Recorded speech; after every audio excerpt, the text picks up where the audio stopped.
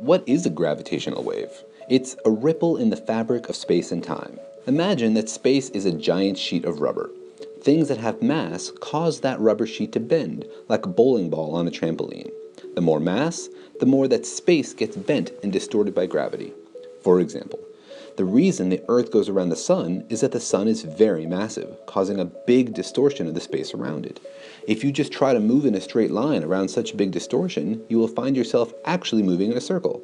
That's how orbits work.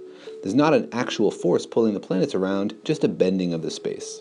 Gravitational waves are produced whenever masses accelerate, changing the distortion of space. Everything with mass and/or energy can make gravitational waves. If you and I started to dance around each other, we would also cause ripples in the fabric of space and time, but these would be extremely small, practically undetectable. Now, gravity is very weak in the scale of other forces in the universe, so you need something really massive moving very fast to make the big ripples that we can detect. How would you observe a ripple in space? If the space between you and me stretched or compressed, we wouldn't notice it if we had made marks on our metaphorical rubber sheet, for example, using equally spaced rocks, because these marks would also get stretched further apart. But there is one ruler that doesn't get stretched, one made using the speed of light. If the space between 2 points gets stretched, then light will take longer to go from one point to the other. And if the space gets squeezed, light takes less time to cross the 2 points. This is where the LIGO experiment comes in.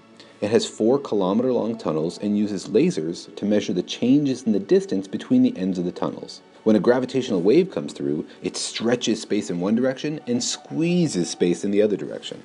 By measuring the interference of the lasers as they bounce between the different points, physicists can measure very precisely whether the space in between has stretched or compressed. And the precision needed is incredible. To detect a gravitational wave, you need to be able to tell when something changes in length by a few parts in 10 to the 23. It's like being able to tell that a stick 1 sextillion meters has shrunk by 5 millimeters. The effect of a gravitational wave is so minuscule and easily confused with random noise, you need a smart data analysis technique. Scientists hope to identify the patterns of gravitational waves by comparing the wiggles they measure in the experiment to the wiggles they expect from the gravitational waves. That's like trying to identify a song being hummed at a noisy party. A very noisy party. Imagine your whole life you had been deaf until one day your hearing was restored. You'd be able to explore the universe in this whole new way. That's why detecting gravitational waves is so significant. It's a completely new way of studying the universe. Anytime there's a new way to investigate the universe, we discover things we didn't expect.